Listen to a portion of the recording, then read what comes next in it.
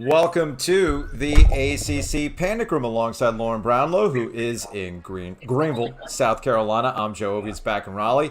Looks like the Coach K farewell tour is headed out to the West Coast. Limited engagement. We'll see how long it goes. But you have to get past Michigan State first. And look at that. Little defense down the stretch to make things happen for Duke. How about that? What a concept.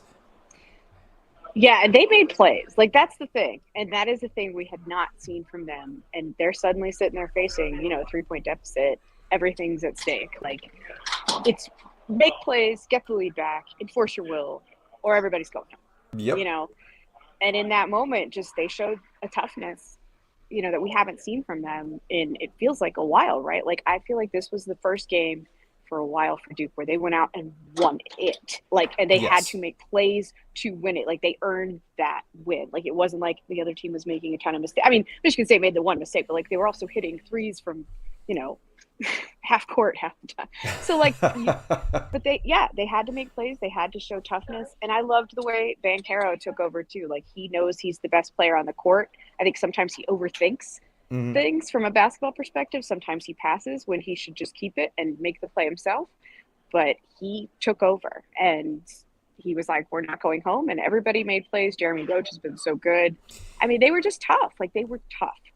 That's the thing about Duke that's probably been maddening for people who watch them. It's probably been maddening for the coaching staff down the stretch. They have the pieces. Yeah. But they haven't been able to, when it gets serious, really consistently show you that they're going to put the hammer down. Or if you want to go Glenn Ross, coffee is for closers, right? Always be closing. And for a while there, it looked like Duke was playing the same game that they had essentially played since the Virginia loss, right? Yeah. Another team is not going to get intimidated by their talent. Another team is going to make some big shots. We're going to feel like they're going to win it. And there's also a little bit of an extraness there to playing Duke because in Michigan State's case, hey, we can end it for Mike Krzyzewski here. Like, this is going to be it. Will be a trivia question type thing. But unlike those losses that had occurred after the Virginia loss, there is no other game. There's no way to bounce back. So to your point about, showing that toughness, to me, I know you've talked about Roach, and I do want to talk about him being one of the more consistent players, and Wendell Moore being, a consistent player as well. To me, the difference in the game was Paolo Banchero on both ends. Yes. Defense matters. It's something that Gilio and I have been talking about ad nauseum now for a couple of weeks. If you're going to go far in this tournament, you have to make big defensive plays. Take advantage of the fact that Michigan State was trying to drive on you. Paolo Banchero, you're a tall guy. Get that crap out of there. Mark Williams, same situation. Tall dude. Yeah.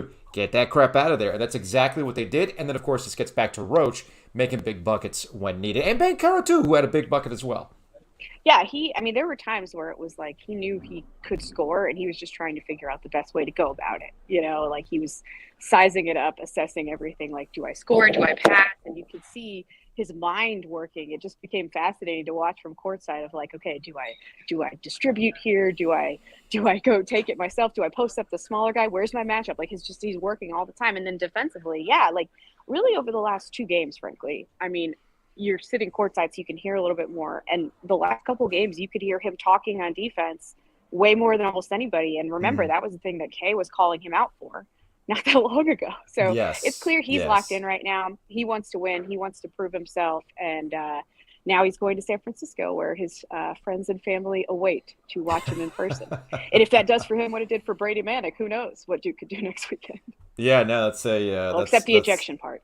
Let's not do the whole ejection thing. Let's not up the difficulty setting on you moving on in the NCAA tournament. And I guess that's going to be the curiosity between now and the Sweet 16 games as far as Duke and pressure is concerned. I got a question from one of our listeners in the aftermath of that game. Shout out to Kevin, who wonders if this is the pressure builds because, hey, you got to get to the Final Four to make this some level of success in the farewell tour. No. Or does getting past the first weekend open things up for Duke? I think it's actually the latter. I think that getting through this weekend where so many upsets occur, you don't want to be Kentucky, right?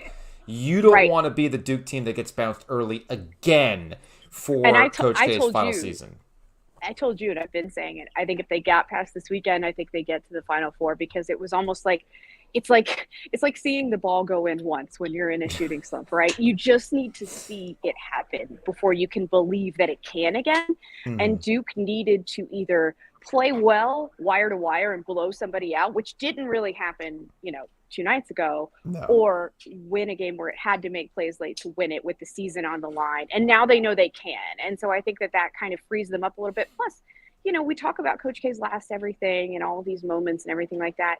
I don't think, obviously, without getting the win at home, the season didn't have that signature moment for them. This Sure. isn't quite the same thing, but I think it was a special moment for them, and one that, regardless of what happens this season, that they will be able to look back on with some fondness, honestly, because they kept it alive when I think a lot of people, myself included a little bit, Yeah. were not so Yeah. sure that they would be able to. And I think, in my opinion, Mike Krzyzewski wasn't sure either. He was kind of staring the mortality in the face of his career at that moment. He was so happy and proud, I think, of what they were able to do, because none of us were sure, and they did it. Becky wants us to stop with the farewell tour on Facebook. Becky, Well, we can't stop we the can't. train. We can't We like can the get yeah off the they. train. I mean, they started the train. I mean, Duke Yeah. started this with all of the commemorative things and everything else that are going And on right down to by the video way, games, that's and fine. I'm that's not hot taking the fine. tour. He absolutely earned the tour, but it Yeah, does. And again, I know that Duke's been trying to get off this, and I think they've been I know. off this after the Carolina game, and I know Coach K Agree. tried to do this in Brooklyn during the ACC tournament. But like the toothpaste out of the tube on that one, Yes. it was on the broadcast. I know you were at the game, and on the broadcast, Jim Nance is constantly talking about last this, last that. I mean, if Duke fans are tired of it, I mean, sorry, but that's kind of how the whole setup was. As part of the storyline, as part of the Now, would arc they have done for it Mike anyway? Krzyzewski. Would they have done it anyway? Probably, Probably. But I probably. mean, yeah, like you definitely, yeah. It's been fed into, and again, it's fine.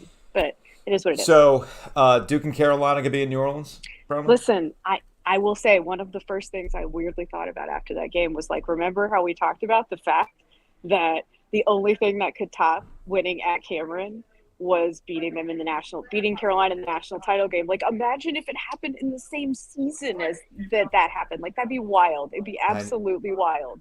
where are my prayer hands emojis? Yes, Listen, I'm gonna crazier things manifest it. have happened than I'm all gonna that. manifest it. Gotta make this happen. Gotta make It this would take a happen. lot, but crazier things have happened this season. So I'm not counting anything out at this point. All right, so that's going to wrap it up for this edition of the ACC Panic Room. Duke went and did the thing against Michigan State.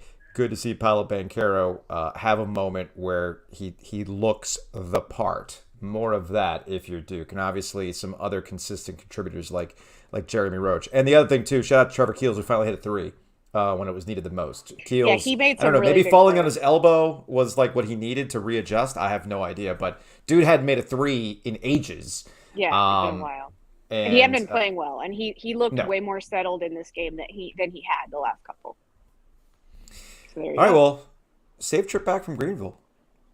I'm winded. I feel like I did sprints.